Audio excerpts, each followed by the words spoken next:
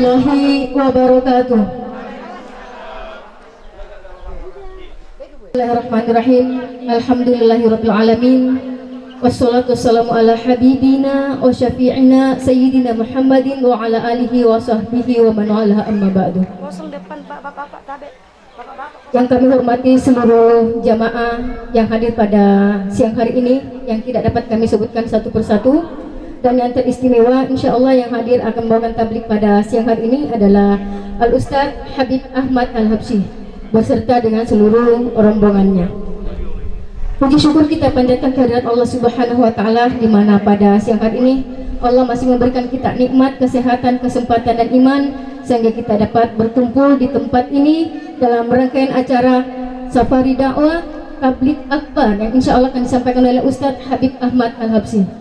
Salawat dan taslim kita turunkan atas junjungan Nabi besar kita Muhammad sallallahu alaihi wasallam. Allahumma shalli wa sallim wa barik alaih.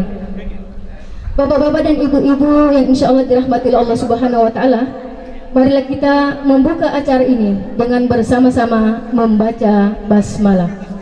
Bismillahirrahmanirrahim. Pembacaan ayat suci Al-Quran oleh Qari'ah Nasional Arafah Abu Bakar. Kepadanya disilakan dengan hormat. Allah wabarakatuh.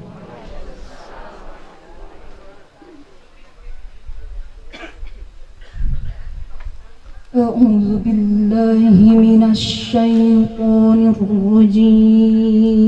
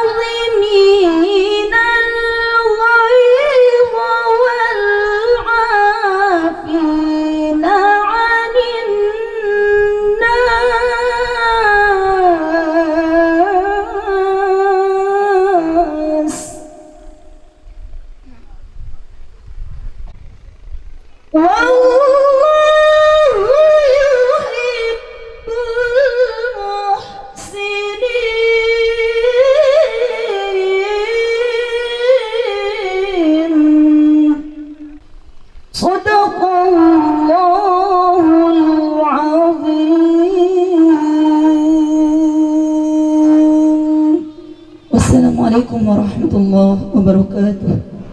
Allah lagi Maha Agung. bapak-bapak dan ibu-ibu jamaah yang insya Allah dirahmati oleh Allah Subhanahu Wa Taala. Alhamdulillah Al-Habib menuju ke tempat ini. Kita persilahkan dulu berada di tempat, kemudian kita memasuki acara sambutan Habib. Biar Habib. Bismillahirrahmanirrahim. Assalamualaikum warahmatullahi wabarakatuh. Alhamdulillahi rabbil alamin. Wassalatu wassalamu ala asyrafil anbiya'i wal mursalin wa ala alihi wa sahbihi rasulillahi ajma'in, amma ba'du. Bapak-bapak, ibu-ibu, semua tamu undangan dari pesantren Tahfizul Quran Al-Firdaus yang dirahmati Allah Subhanahu wa Ta'ala, kembali kita bersyukur kepada Allah di siang yang sangat cerah ini dengan mengucapkan kalimat Alhamdulillahi Rabbil Alamin, dan kembali kita berselawat kepada baginda kita, Nabi besar kita Muhammad Sallallahu Alaihi Wasallam dengan mengucapkan kalimat Allahumma salli ala sayyidina Muhammad wa ala ali sayyidina Muhammad. Ayah bunda jemaah sekalian, banyak-banyak kita berselawat kepada Rasulullah Sallallahu Alaihi Wasallam. Insyaallah kita akan mendapatkan syafaatnya di yaumil mahsyar nanti. Amin, amin ya rabbal alamin. Baik ayah bunda jemaah sekalian yang sama-sama kita muliakan, Tuan guru kita Habib Ahmad Al-Habsyi, yang biasanya kita sering melihat Tuan guru kita ini di televisi, salah satunya juri aksi dai di Indosiar, betul? Dan insya Allah ayahanda bunda jemaah sekalian, beberapa menit ke depan setelah kita paparan ini, kita sudah bisa langsung mendengarkan tausiah dari Tuan guru kita ini. Insya Allah ini suatu keberkahan untuk kita semua yang hadir pada siang yang sangat cerah ini. Amin. Dan juga yang sama-sama kita muliakan ketua dan juga semua yang ikut andil pada hari ini, yang sudah menyukseskan acara yang sangat mulia ini, yang tidak bisa kami sebutkan satu persatu, yang sudah berkolaborasi dengan Bapak Budiman, yang sudah menjadi wasilah kami bisa hadir di tengah-tengah ayah bunda jemaah sekalian. Dan juga yang sama-sama kita muliakan pimpinan Pondok Pesantren Tahfiz Al-Firdaus yang tidak bisa kami sebutkan namanya, dan juga tuan-tuan guru kita, alim ulama, cerdik pandai, yang besar tidak bisa kami sebutkan gelarnya satu persatu, dan yang kecil pun tak bisa kami panggilkan namanya satu persatu, dan yang paling terkhusus untuk tamu undangan yang hadir pada siang yang berbahagia ini. Baik ayah bunda jemaah sekalian, sebelum kita mendengarkan tausiah daripada tuan guru kita, izinkan kami sedikit memperkenalkan diri. Apa itu Lembaga Komunitas Riau Indonesia Mengaji? Komunitas Riau Indonesia Mengaji ini jemaah sekalian berdiri lebih kurang sudah 1,5 tahun yang lalu, yang mana di dalamnya terdapat anak-anak muda semua mempunyai visi dan misi ataupun tujuan yang sangat mulia, ingin membagikan Al-Quran wakaf sebanyak mungkin di negeri kita ini, menghadirkan lagi gironya maghrib mengaji, semangat maghrib mengaji yang sudah banyak lumpuh, bahkan sudah banyak pudar zaman kita ini jemaah sekalian.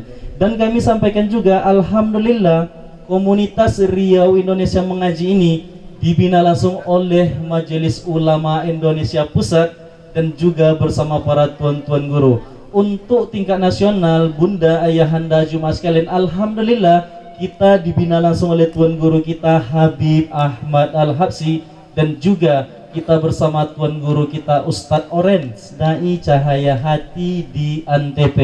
Nah, khusus di binaan Al-Quran Wakaf jemaah sekalian, alhamdulillah lembaga ini dibina langsung oleh tuan guru kita Syekh Muhammad Jaber, adik dari almarhum tuan guru kita Syekh Ali Jaber, dan kita lembaga ini masih terus semangat berjuang bersama para tuan-tuan guru lainnya insyaallah. Ayah bunda jemaah sekalian, komunitas Riau Indonesia Mengaji ini khusus dan fokus bergerak di program wakaf 1 juta Al-Quran dan pembinaan, yang mana selama 1,5 tahun yang lalu sampai hari ini kami anak-anak muda bersama para tuan-tuan guru terus semangat berjuang memberantas buta aksara Al-Quran di setiap provinsi-provinsi. Terkhususnya kita berantas buta aksara Al-Quran ini jemaah sekalian di tempat-tempat yang terisolir.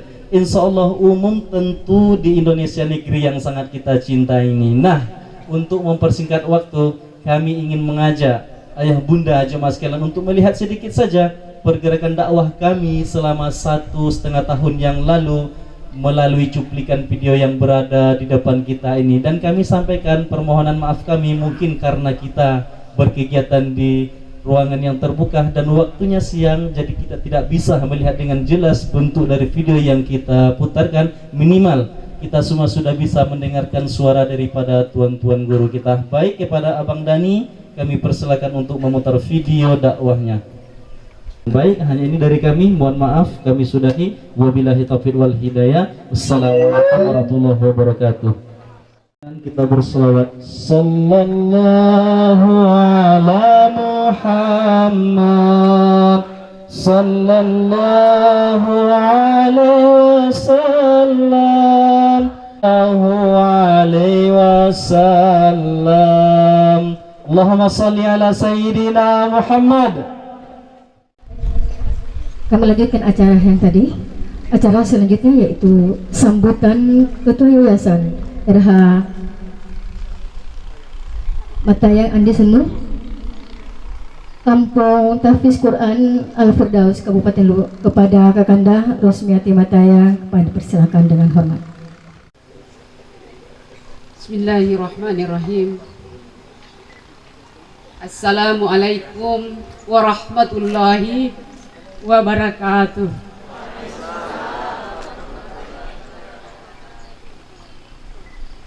Innal hamdalillah nahmaduhu wa nasta'inuhu wa nastaghfiru wa na'udzu billahi min syururi anfusina wa min sayyiati a'malina.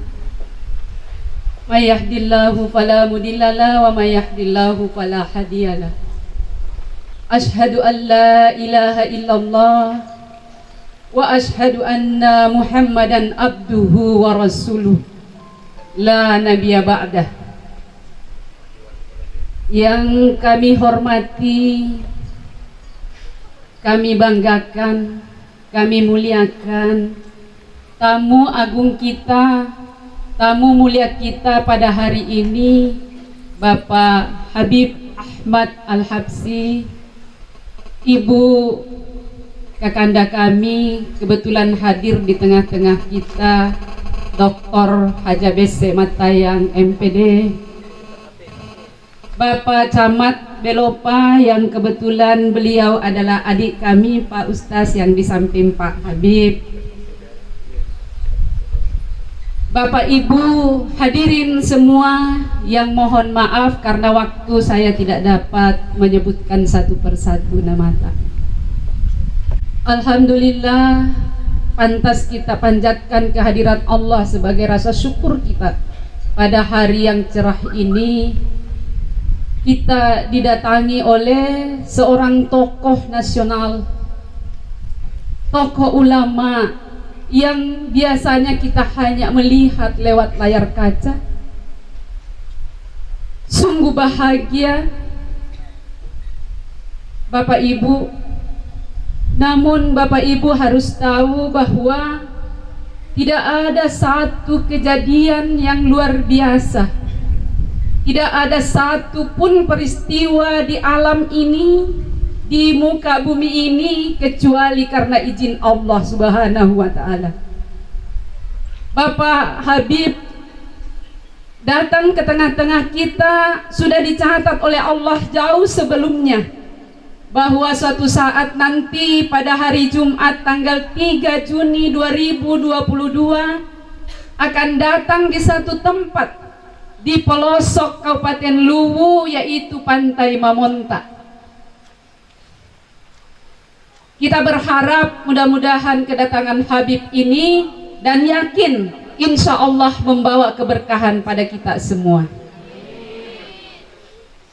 Hadirin hadirat yang dirahmati oleh Allah Subhanahu wa ta'ala, marilah tidak lupa juga kita mengirimkan salam dan taslim kita kepada junjungan Nabiullah Nabi Muhammad sallallahu alaihi wasallam, Nabi yang mengantarkan kita dari zaman jahiliyah, dari gelap ke terang benderang. Bapak Habib, izinkan saya sedikit menyampaikan ihwal berdirinya pondok pesantren ini, Pak. Bahwa secara pribadi saya sebagai pemimpin pondok atau direktur pondok ini tidaklah berlatar belakang dari pondok pesantren, Pak Habib. Pekerjaan saya hari ini membina umat itu jauh antara bumi dan langit sebelumnya. Tapi begitulah mungkin Allah, Pak Habib, menggiring manusia untuk melakukan sebuah kebaikan. Alhamdulillah datang pada diri dan keluarga saya pribadi. Olehnya di akhir penghujung dakwah nanti, Pak Habib, sebagai anak, karena pondok pesantren ini adalah hadiah di mana sedekah jariahnya telah kami niatkan untuk kedua orang tua kami. Saya sering mendengarkan bahwa masih ada harapan untuk melakukan kebaikan kepada orang tua walaupun mereka sudah berada di liang lahat. Olehnya mungkin inilah salah satu yang menyentuh hati, karena saya tahu bahwa selama hidup beliau saya tidak pernah memberikan kebahagiaan. Olehnya pertama yang saya minta kepada Habib adalah doa. Mudah-mudahan dengan Habib memberikan doa kepada kedua orang tua kami dilapangkan kuburannya, diperluas kuburannya, dirahmati, diampuni segala dosa-dosanya, dan yang paling pasti kami semua dapat dikumpulkan di yaumil akhir dalam jannahnya. Yang kedua, mohon pamit Pak Habib agar kampung tahfizul Quran ini tidak dijadikan ini adalah awal dan terakhir Pak Habib datang. Tapi begitu datang di Sulawesi, apalagi di Luwu, maka rasanya tidak ada yang berbekas kalau tidak datang di kampung tahfizul Quran Al-Firdaus. Kami siap menanti selalu Pak Habib.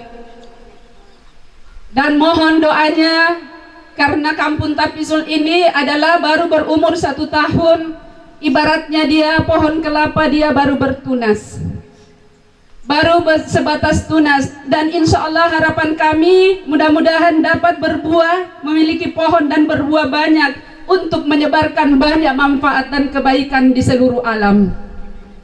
Bapak Habib yang saya muliakan dan yang kami banggakan, semoga senang. Selamat datang Pak Habib. Saya hanya ada 3 bahasa Arab yang saya tahu. Tadi Pak Habib saya sudah sambut, ahlan wa sahlan, ahlan bik, dan kaifa haluka.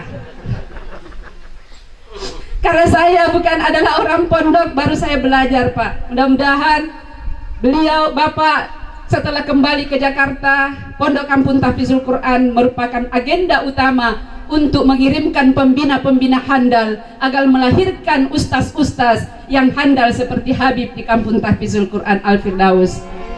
Jadikanlah Kampung Tahfizul Quran Al-Firdaus ini sebagai kampung binaan Habib. Dan demikian yang saya dapat saya sampaikan. Hadanallahu fikum. Assalamualaikum warahmatullahi wabarakatuh. Allah wabarakatuh.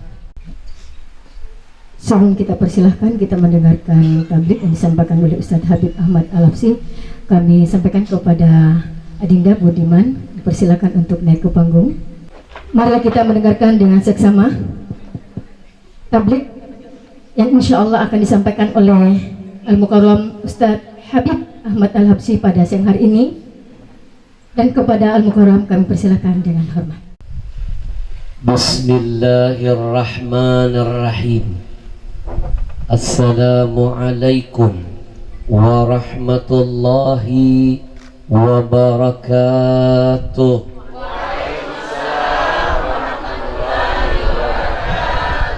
Innal hamdalillah wassalatu wassalam ala Rasulillah wa ala alihi wa sahbihi wa man wala wala haula wala quwwa illa billah. Yang kita cintai dan kita muliakan segenap para alim ulama, mungkin hadir bersama kita para ustadz, para ustazah. Mohon maaf kalau saya tidak bisa menyebut dan memuliakan satu persatu. Percayalah, di hati saya ada rasa cinta, hormat untuk semuanya. Kita angkat tangan, kita doakan dulu guru-guru kita, para alim ulama kita. Karena setelah corona tiba, lebih dari 1000 ulama wafat meninggalkan kita. Jangan anggap wafatnya mereka sebagai kebetulan. Ini peringatan dari Nabi. Kata Nabi, di antara tanda-tanda kiamat sudah dekat, ayyur fa'al ilim, Allah angkat ilmu. Dengan cara apa? Diwafatkan para ulamanya. Maka kita doakan guru-guru kita yang masih hidup, mudah-mudahan Allah sehatkan badannya. Amin. Allah panjangkan umurnya. Allah kuatkan imannya. Allah jaga semangat istiqamahnya. Allah lindungi ulama kita dari berbagai macam fitnah dunia. Amin ya rabbal. Saya titipkan ilmu pertama untuk semuanya. Jangan malas-malas menyebut kalimat amin, amin, amin setiap kali telinga kita mendengar doa kebaikan dari siapapun. Habib, apa untungnya kalau ada yang berdoa kami ikut mengaminkan? Apa untungnya buat kami? Ad-da'i wal mu'ammin syarikani fil ajar. Orang yang berdoa dan orang yang hanya ikut mengaminkan, dua-duanya akan dapat pahala yang sama dari Allah. Dua-duanya dapat keberkahan yang sama. Kalau yang berdoa, doanya didengar, doanya diijabah, doanya dikabulkan Allah, maka yang ikut mengaminkan dapat jatah yang sama dari Allah. Amin. Terlambat. Izinkan saya memberikan penghormatan kepada Bapak Camat Kecamatan. Ya itu maksudnya. Gitu aja kok repot. Pak Camat, begitu masuk ke sini saya merasa senang, merasa bangga. Walaupun tadi perjalanannya sungguh luar biasa. Bu, tapi saya menikmati. Lihat kanan, lihat kiri, ternyata banyak tambaknya. Saya tanya tadi ke asisten saya, ini apa? Tambak udang, Habib. Betul. Di sini rupanya banyak udangnya. Bersyukurlah, itu nikmat dari Allah. Kami di Jakarta sudah susah cari udang. Kenapa? Banyak udang di balik batu. Kita doakan Pak Camat mudah-mudahan selalu dalam keberkahan Allah. Amin. Izinkan saya mengucapkan ribuan terima kasih kepada Ibu Rusmiati. Karena wasilah beliau saya hadir ke sini. Betul tadi apa yang beliau sampaikan. Islam tidak mengenal kata kebetulan. Saya setuju. Dan itu pesan yang sering saya sampaikan. Salah besar kalau Bapak Ibu ketemu teman lama lalu langsung berkata, "Hei, kebetulan ya kita ketemu." Hello. Islam nggak ngajarin kebetulan. Islam mengajarkan ketentuan. Dalam bahasa agama disebut takdir.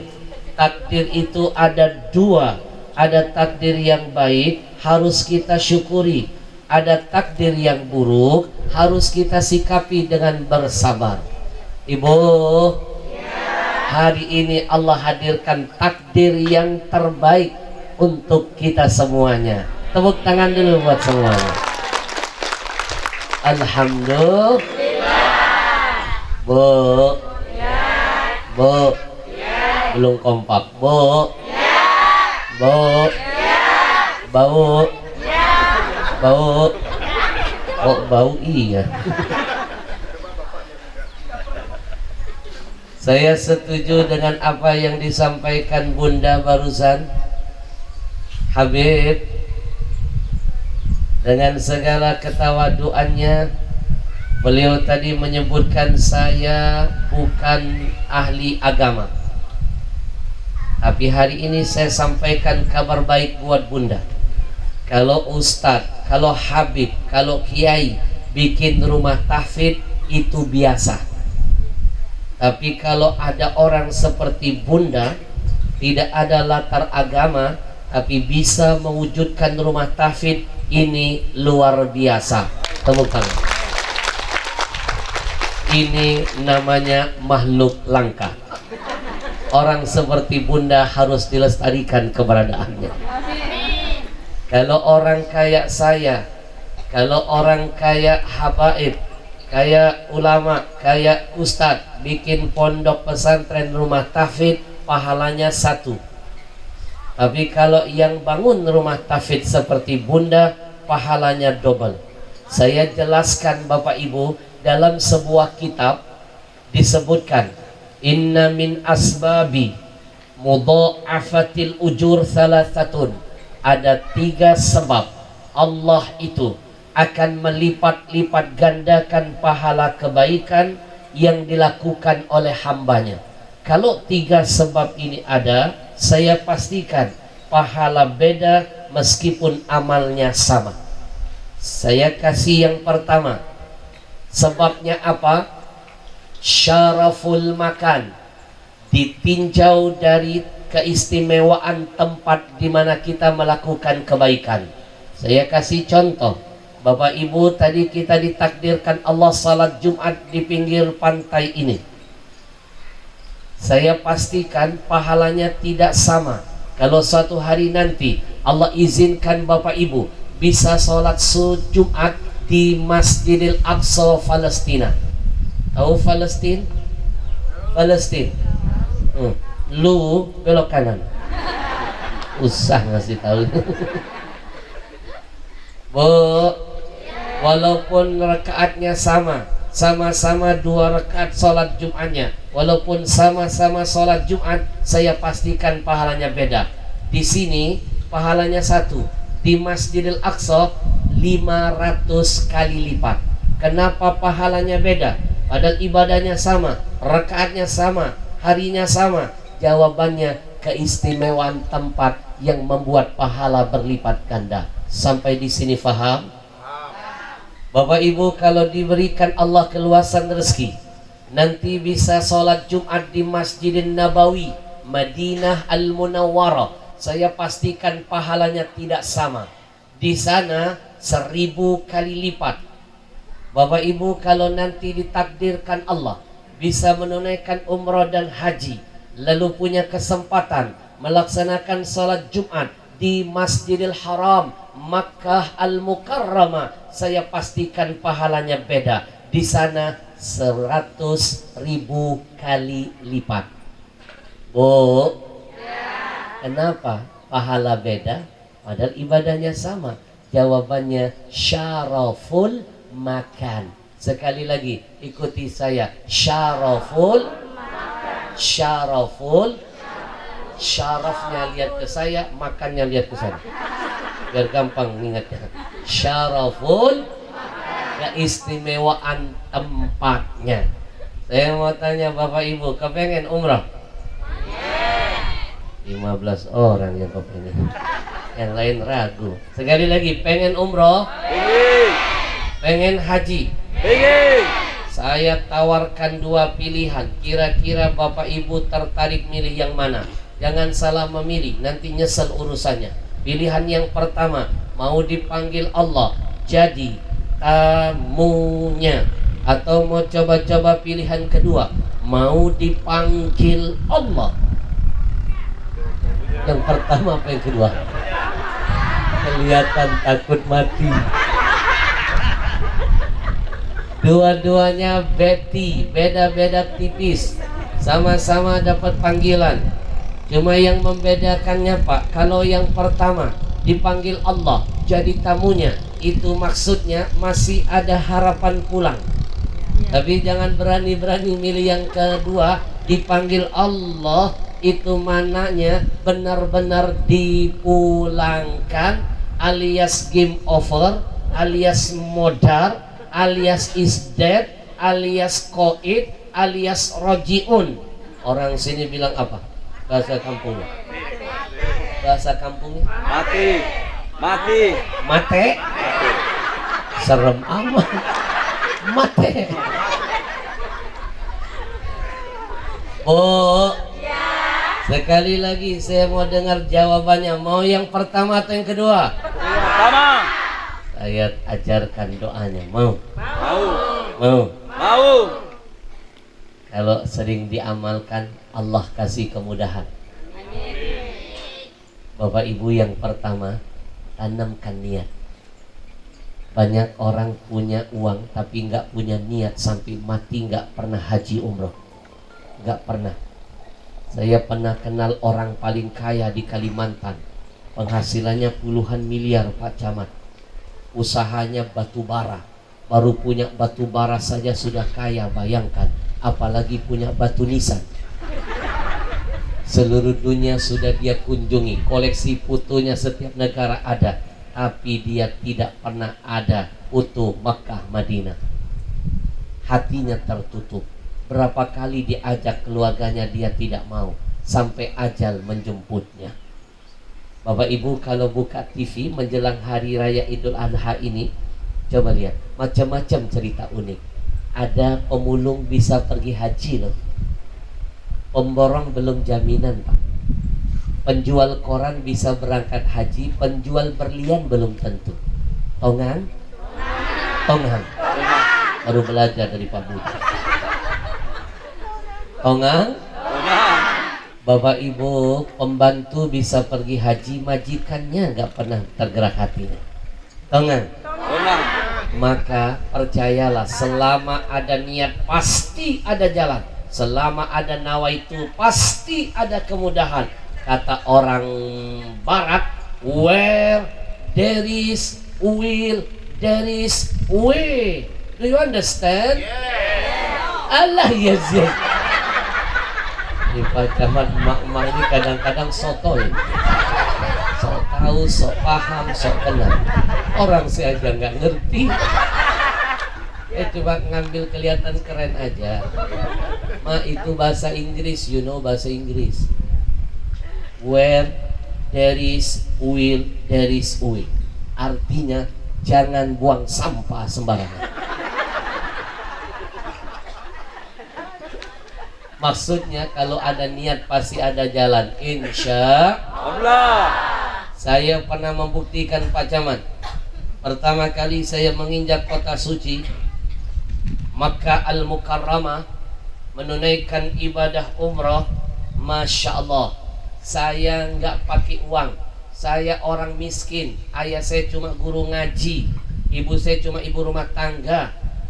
Gak kebayang saya bisa terbang ke sana. Tapi saya membuktikan Pak, selama ada niat, ada jalan dari Allah. Saya bisa terbang Pak Camat ke Saudi Arabia, landing di Jeddah. Demi Allah, gak pakai duit, pakai tiket.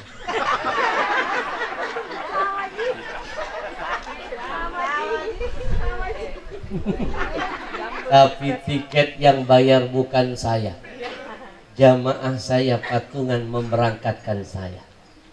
Percayalah, kalau ada niat 1001 cara Allah hadirkan. Idza arada syai'an ayyaqula lahu kun.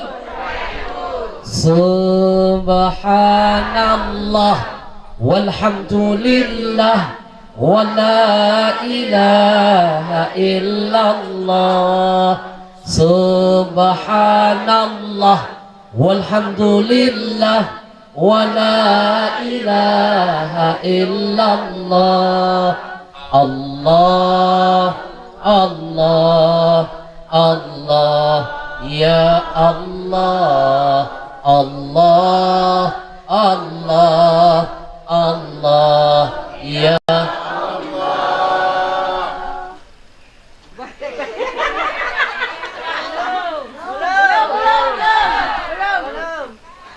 Kenapa ya Pak, setiap kali saya ceramah, baru mulai ceramah, saya lihat jam mak-mak marah. Padahal ini jam saya loh Pak. Mohon maaf Pak Camat, apakah di kecamatan ini penceramah nggak boleh lihat jam tangan?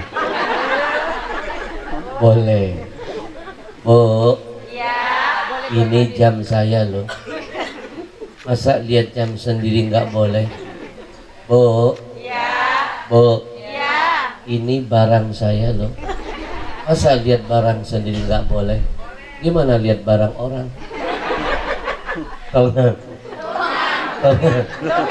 Kalau ada penceramah siapapun dia baru mulai ceramah suka lihat jam tangan, jangan heran. Itu cuma teknik saja, Itu teknik ceramah. Sebenarnya dia lagi mikir, habis ini mau ngomong apa.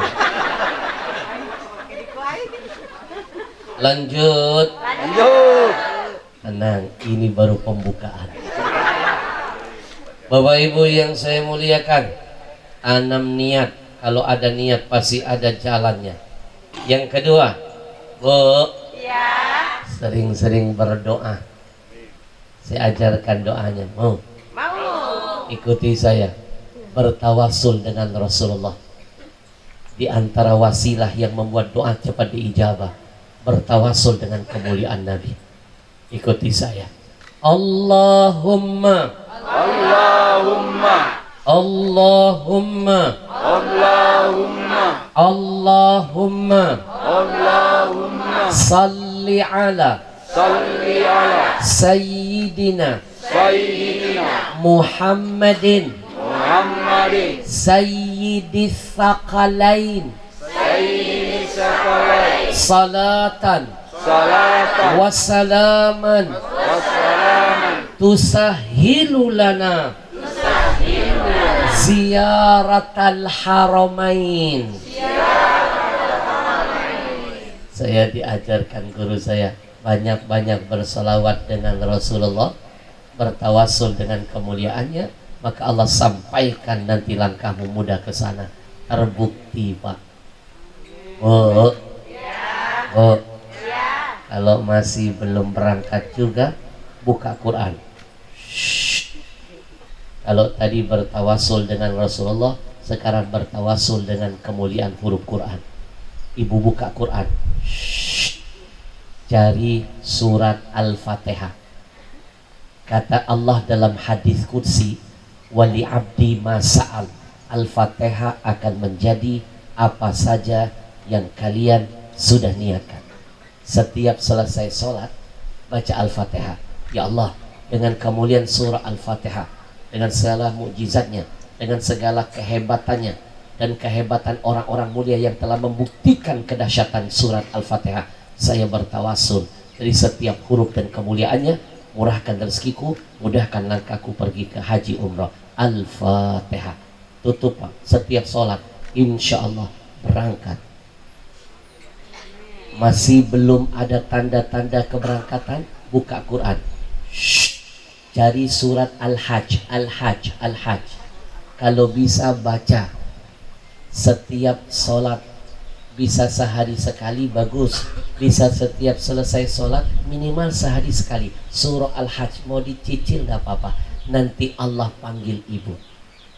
Masih belum berangkat juga, cari surat Tanah. Berangkat insya Allah.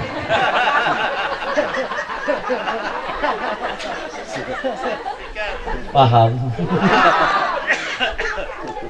Labbaik Allahumma labbaik labbaika la syarika laka labbaik innal hamda wan ni'mata lak wal mulka la syarika lak. Saya doakan Bapak Ibu dimurahkan rezekinya, disehatkan badannya, dikuatkan imannya, dimantapkan niatnya, insya Allah menjadi tamu-tamu pilihan dari Allah.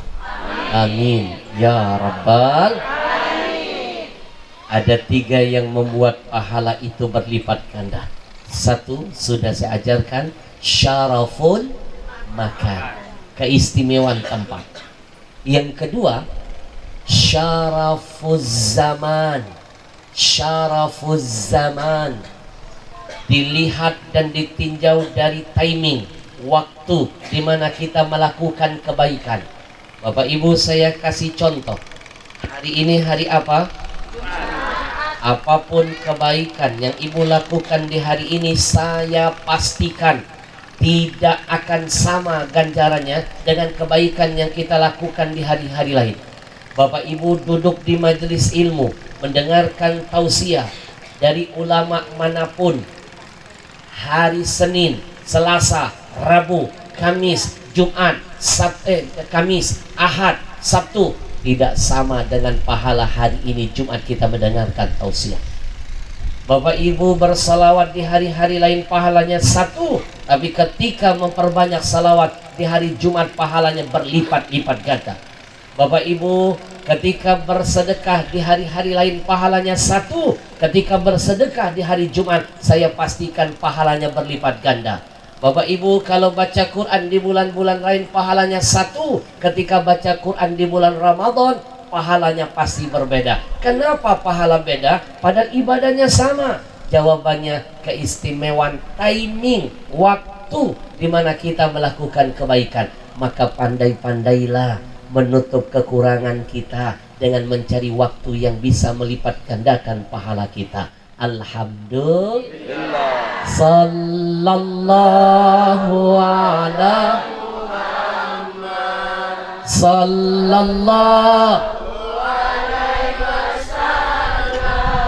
Sallallahu ala Muhammad. Sallallahu alaihi wasallam. Yang ketiga yang membuat pahala itu dilipat gandakan oleh Allah, meskipun ibadahnya sama, pahalanya berbeda. Ada hubungan dengan bunda kita hari ini. Saya ulangi lagi biar ada oleh-oleh pulang dari sini. Yang pertama tadi apa? Syaraful makan, keistimewaan tempat di mana melakukan kebaikan. Yang kedua, syarafuz zaman, keistimewaan waktu dan timing di mana kita mengerjakan kebaikan. Yang ketiga, syaraful amil. Sekali lagi, syaraful amil, dilihat siapa yang melakukan kebaikan. Mohon maaf, saya kasih contoh biar paham. Kalau orang kayak saya gak punya apa-apa, tidak ada kelebihannya, saya tawadhu, pahala saya 1. Tapi kalau ada Pak Camat dengan jabatannya, tawadhu, double pahala. Bapak Ibu, kalau ada orang kaya bersedekah, pahalanya 1. Tapi kalau ada orang miskin dengan segala kekurangan dan keterbatasannya masih bisa berbagi, itu pahala yang paling besar nilainya di hadapan Allah. Saya pernah dibuat Allah menangis ketika saya berdakwah ke Jogja. Ketika itu dalam rangka menggalang dana untuk Palestina. Saya ajak semua jamaah berinfak. Nampak di depan saya orang-orang kaya membuka dompetnya. Dompetnya saja sudah kelihatan mahal, dari kulit buaya.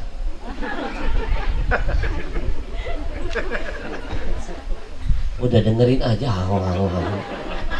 kelihatan kulit. Bu, dompetnya saja sudah mahal, apalagi isi di dalamnya. Langsung mengeluarkan segepok uang. Ada yang mengeluarkan 1 juta, ada yang mengeluarkan 2 juta, ada yang mengeluarkan lebih banyak dari itu. Shh. Satu-satu saya lihat, tiba-tiba mata saya tertuju kepada satu orang ibu dengan segala keterbatasannya. Mata saya menangis. Maaf, tidak semua tetesan air mata itu keluar karena kesedihan. Bapak Ibu pernah nggak melihat sesuatu tiba-tiba terharu, nggak sadar air mata mengalir dengan sendirinya? Pernah nggak? Pernah nggak? Sering kan kalau terharu lihat sesuatu, terharu lihat sesuatu nangis. Bu, Ibu, tidak semua tetesan air mata itu keluar karena kesedihan. Orang kalau terharu puncaknya bisa nangis. Oh, pasti nangis, nggak disadari keluar. Saya pernah masuk satu kampung, Pak Camat. Bermalam-malam saya diajak oleh salah seorang pejabat waktu itu kampanye di sana, tidur di emperan kampung. Berkesan luar biasa, masyarakatnya Masya Allah haus ilmu. Begitu saya mau pulang besoknya, mereka berbaris melepaskan kepergian saya. Itu Masya Allah, Masya Allah. Semuanya menangis. Apakah mereka menangis karena sedih? Bukan, mereka terharu. Terharu dengan kenangan yang singkat yang terjadi antara saya dengan mereka. Seperti mereka tidak ikhlas melepaskan saya. Sambil melambaikan tangan, satu persatu saya salami. Mereka menangis, Pak, semuanya. Bahkan yang paling kenceng tangisannya, yang terakhir saya salami. Dia tidak melepaskan tangan saya, menangis kencang. Ternyata kakinya keinjak temannya.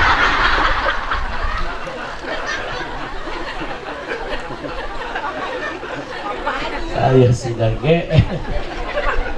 Bu, Ibu, saya pernah juga ceramah di satu kampung, Pak, yang hadir jamaahnya ribuan orang, hidup semuanya. Kenapa? Adakah yang salah ucapan saya? Kenapa saya bilang hidup semuanya? Karena Pak Camat jujur, saya pernah dihukum guru saya ceramah di depan orang yang mati semuanya di kuburan. Saya pernah dihukum guru saya waktu mondok dulu, ceramah di kuburan jam 12 malam, ditinggalkan sendirian di tengah-tengah kuburan yang angker di kampung saya. Guru saya menunggu saya di pinggir jalan. Kalau itu tidak saya kerjakan, saya dicoret jadi muridnya, nggak lulus. Daripada saya nggak lulus, lebih baik saya ambil resiko meskipun bakal kesurupan. Sami'na wa ata'na. Buat guru selalu ada kata siap dan laksanakan. Saya dilepas jam 12 malam di kuburan yang angker, persis berhadapan dengan kuburan yang masih segar tanahnya, masih merah. Saya tanya, guru, ini siapa? Tadi sore preman baru dibacok, mati menggenaskan. Sekarang dia ada di dalam, mungkin dia sedang menangis, teriak-teriak, sedang diazab oleh Allah. Sekarang kamu berdiri di depan kuburnya, kamu ceramah. Judul ceramahnya kupas tentang kematian. Lengkap penderitaan saya. Jam 12 malam di tengah kuburan, depan kuburan yang preman baru dibacok, su'ul khatimah, temanya tentang kematian. Saking takutnya saya tutup mata. Saking takutnya, grogi, gemeter, saya lupa baca salam dan hamdalah. Langsung tancap gas, langsung baca ayatnya saja. Guru saya menunggu di sana, memberikan kode, mulai. Saya langsung tutup mata sambil teriak, kullu nafsin dha'iqatul maut. Semua yang bernyawa pasti mati, termasuk yang berdiri di sana. Marah guru saya. Padahal saya ngomong apa adanya. Tengah. Guru saya nggak terima. Mulai ulang lagi ceramahnya. Saya bilang nggak mau. Kenapa diulang guru? Karena tadi tidak pakai salam. Ceramah harus diawali dengan salam. Ulang dulu. Saya dengar disuruh pakai salam, saya tambah nggak mau. Tidak mau. Kenapa nggak mau pakai salam? Takut ada yang jawab. Nanti kalau yang jawab saya jadi jenazah berikutnya. Tenang. Jadi saya pernah Pak ceramah di depan orang mati semuanya. Makanya tadi saya bilang hidup semuanya. Tapi ada hikmah di balik hukuman itu, Pak Camat. Orang-orang zaman dulu, ulama-ulama zaman dulu kalau ngasih hukuman pasti punya maqasid, tujuan. Beberapa tahun setelahnya saya tanya, guru, masih ingat gak dulu pernah menghukum saya ceramah di kuburan? Saya mau tanya, apa untungnya buat saya nyeramain orang yang sudah mati? Apa? Kata guru saya, sini nak, aku punya feeling, punya perasaan, suatu hari kamu nanti akan jadi penceramah. Kamu akan meneruskan perjuangan gurumu, berdakwah nanti kamu keliling Indonesia. Bahkan mungkin kamu lebih banyak jangkauannya dibanding aku nak. Aku cuma berapa negara yang aku kunjungi? Malaysia, Brunei, Singapura, Australia. Saya yakin kamu mungkin lebih dari 4 negara insya Allah. Ternyata betul omongan guru saya. Lebih dari 10 negara sudah saya datangi. Saya diundang resmi oleh Sultan Bulkiah, acara pernikahan keponakannya di istana. Saya diundang resmi oleh orang nomor 1 di Malaysia, Najib Razak. Saya diundang resmi oleh Singapura,